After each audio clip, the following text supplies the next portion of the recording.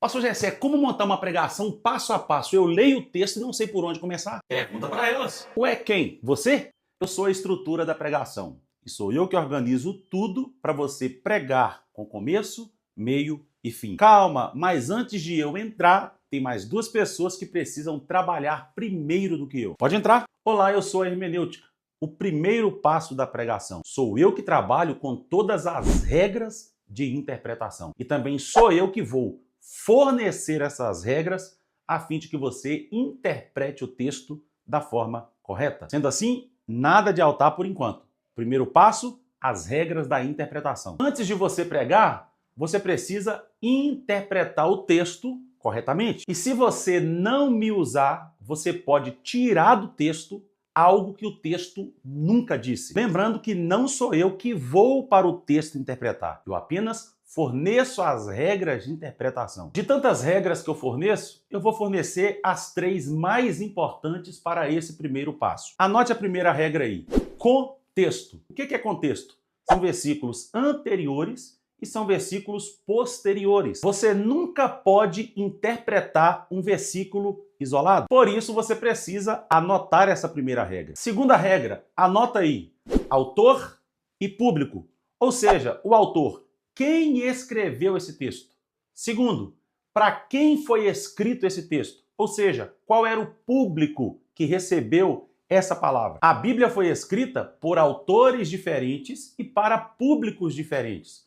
Quando você entende quem escreveu e para qual público foi escrito, você vai ter uma interpretação mais precisa e mais próxima dos originais. Terceira e última regra, anota aí.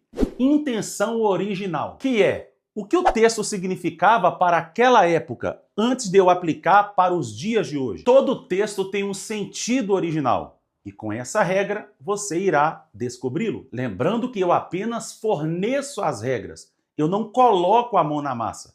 Quem coloca a mão na massa é a nossa amiga exegese, que vai entrar agora. Mas antes dela entrar, eu vou dar uma sugestão para ela para usar o texto de Jonas capítulo 1. Pode ir, exegese? Use todas essas regras que eu forneci agora. Deixa com a amiga hermenêutica. Olá, eu sou a exegese. Se a hermenêutica ela é a parte teórica, ou seja, aquela que fornece as regras, e nesse caso 3 regras, eu sou a parte prática. Eu vou pegar todas essas regras, vou aplicar no texto para extrair do texto informações precisas. Como ela me pediu para usar Jonas 1, nós vamos pegar Jonas 1 como exemplo. Vamos aplicar a primeira regra, que é o contexto. Ou seja, nunca interpretar um versículo isolado. Sempre ler o que vem antes do versículo e o que vem depois. Eu acabei de ler todos os versículos do capítulo 1 de Jonas, ou seja, versículos anteriores e versículos também posteriores. Se eu fiz isso, eu já apliquei a primeira regra fornecida pela hermenêutica, que é o contexto. E o que eu descobri aplicando essa primeira regra do contexto? Que Jonas estava fugindo da presença de Deus e mais nada. Yes! Fiz uma exegese do texto. Mas exegese é só isso? Basicamente. Agora vamos aplicar a segunda regra que a hermenêutica nos forneceu. Será se você lembra qual que é? Digita ela aqui, que é o autor e público. Fazendo uma análise aqui para eu encontrar o autor, eu descobri que o livro é tradicionalmente atribuído ao próprio profeta Jonas. Logo, nós podemos trabalhar com essa linha. E o público? O público é o povo de Israel, porque o povo de Israel tinha dificuldade de aceitar que Deus também tinha misericórdia de outras nações. Logo, o livro não é sobre o peixe, é sobre um profeta que estava com o coração desalinhado com o coração de Deus. Yes!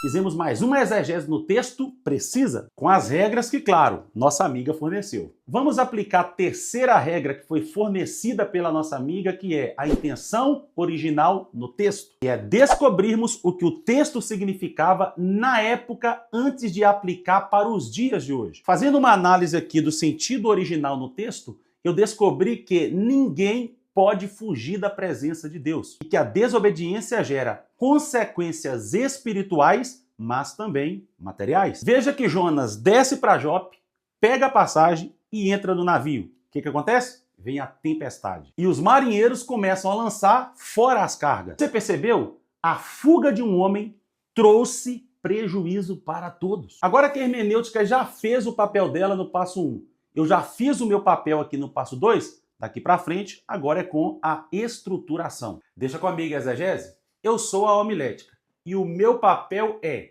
organizar. Mas organizar o quê?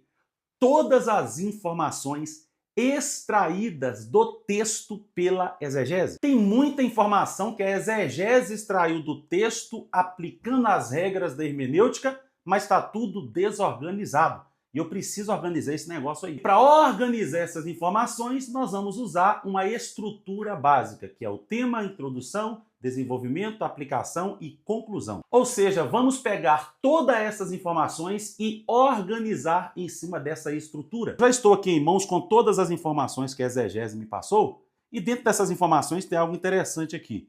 Eu vi que Jonas ele se levantou para fugir da presença do Senhor.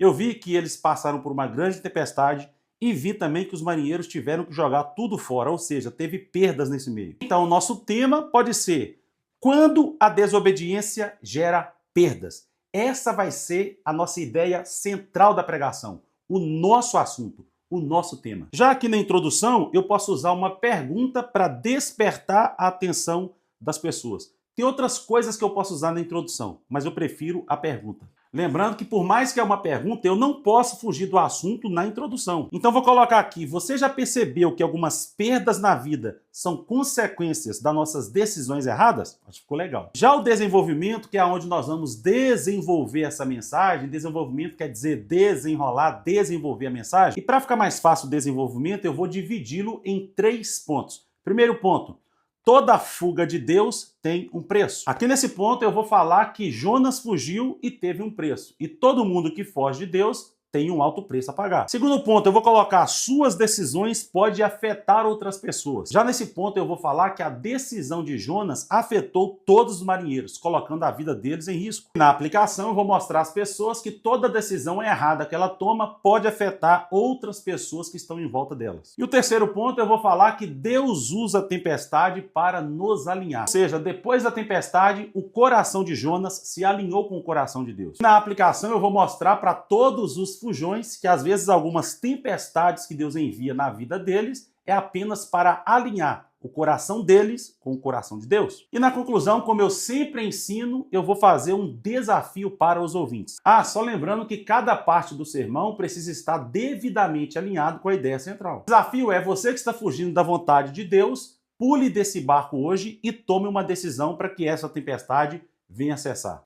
Você está vendo? Pregação não é improviso. É você interpretar o texto, extrair o sentido original do texto e organizar todas essas informações e entregar para as pessoas. E se essa aula abriu sua mente, compartilhe esse vídeo com alguém que precisa aprender a pregar a palavra de Deus. Deixa um comentário aqui assim, eu quero pregar certo. Por último, convide alguém para seguir esse perfil, porque aqui você aprende a pregar de verdade. Fui!